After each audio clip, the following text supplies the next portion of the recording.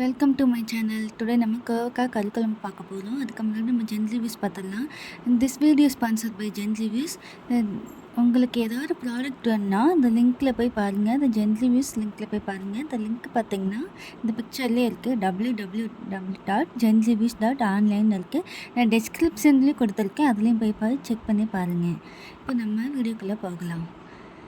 ஒரு கடாயில் எடுத்துக்கோங்க. கோவக்காய் நல்லா கசப்பாக இருக்குது. அதனால் எண்ணெயில் பொரித்து எடுத்துட்டு தான் அதுக்கப்புறம் நம்ம கறி குழம்பு மாதிரி வைக்கணும்.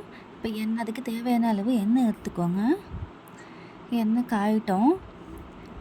எண்ணெய் காய்ஞ்சதுக்கப்புறம் பார்த்திங்கன்னா நம்ம மெலிசாக நீட்டமாக கட் பண்ணியிருக்கேன். அது கோவக்காய் அப்புறம் எப்போ எண்ணெயில் பூச்சில் எண்ணெய் காஞ்சிடுச்சு ஃபுல்லாக கொட்டிட்டேன். ஒரு 10 மினிட்ஸ் நல்லா வதக்கிட்டே இருக்கணும். அதில் லைட்டாக உப்பு ஆட் பண்ணிக்கோங்க. அப்போ தான் சீக்கிரம் வணங்கும். நல்லா எண்ணெயில் வதக்கிட்டே இருக்கணும். நல்லா அது சுண்ட ஒரு மாதிரி அது தோல்லெல்லாம் பார்த்திங்கன்னா எண்ணெய் நல்லா புரிஞ்சிருக்கும். அந்தமாரி நல்லா வதக்கிட்டே இருக்கணும். ஒரு 10 மினிட்ஸ் நல்லா வதக்கிட்டே இருங்க. அப்போ தான் அந்த கசப்பு இல்லாமல் இருக்கும். இப்போ பார்த்திங்கன்னா கொஞ்சம் நல்லா வதங்கிடுச்சு. நல்லா வதங்குற வரைக்கும் நல்லா வதக்கிட்டே இருங்க. வதங்கிடுச்சு. நம்ம வேறு பேனுக்கே மாற்றிடலாம். எடுத்து வச்சு பொரிச்சது. இப்போ வேறு கடாயில் எடுத்துக்கிட்டு அதுக்கு தேவையான அளவு எண்ணெய் ஊற்றிக்கோங்க. ஒரு கறி குழம்புக்கு எவ்வளோ எண்ணெய் தேவையோ அந்த மாதிரி ஊற்றிக்கோங்க. ஒரு 7 to 8 ஸ்பூன் ஊற்றிக்கோங்க. எண்ணெய் காயிட்டோம். எண்ணெய் காஞ்சதுக்கப்புறம் பார்த்திங்கன்னா தேவையான அளவு ஊற்றிக்கோங்க. எண்ணெய் காஞ்சிடுச்சு. இப்போ நம்ம பட்டை கிராம்பு இதெல்லாம் சேர்த்துக்கலாம். பட்டை கிராம்பு போட்டாச்சு. அது கூட அந்த ஸ்டார் பூ ஒன்று எடுத்துக்கோங்க. ஏலக்காய் 2, சோம்பு கொஞ்சம் 1 டீஸ்பூன் சேர்த்துக்கோங்க. இப்போது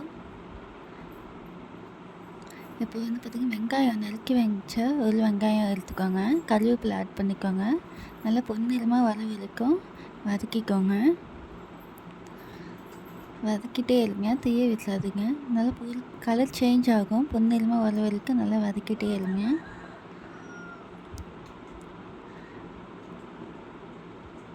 தீய விட்டுறாதீங்க. நல்லா வதக்கிட்டே இருங்க. பாருங்கள் வெங்காயம் நல்லா வதங்க ஆரம்பிச்சிருச்சு.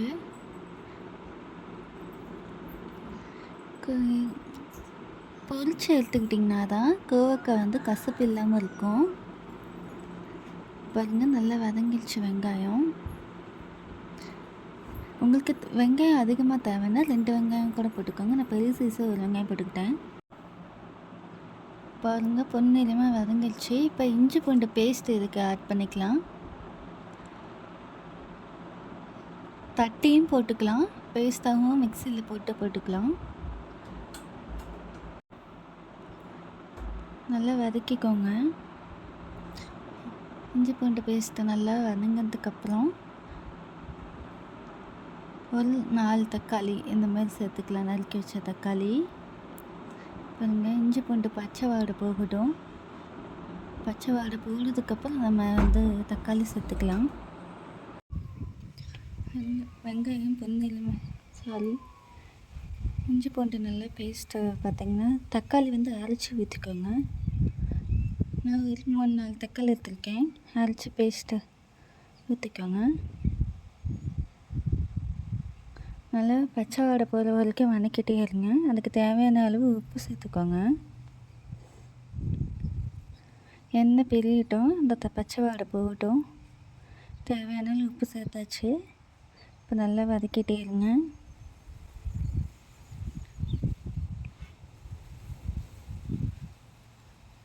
நல்லா பச்சை வாடை போகட்டும். நம்ம பச்சை வாடை போனதுக்கப்புறம் நம்ம மசாலாலாம் சேர்த்துக்கலாம். பாருங்க நல்லா கொதிக்குது. எண்ணெயும் பிரிஞ்சிடுச்சு. இப்போ மஞ்சள் தூள் 1 டீஸ்பூன் சேர்த்துக்கலாம். 1 டீஸ்பூன் மஞ்சள் தூள் ஆட் பண்ணிக்கோங்க. கொத்தமல்லி தூள் ஒரு 2 டீஸ்பூன் அந்த மாதிரி சேர்த்துக்கோங்க. நெக்ஸ்ட்டு வந்து பார்த்திங்கன்னா சீரகத்தூள் 1 டீஸ்பூன் சேர்த்துக்கோங்க.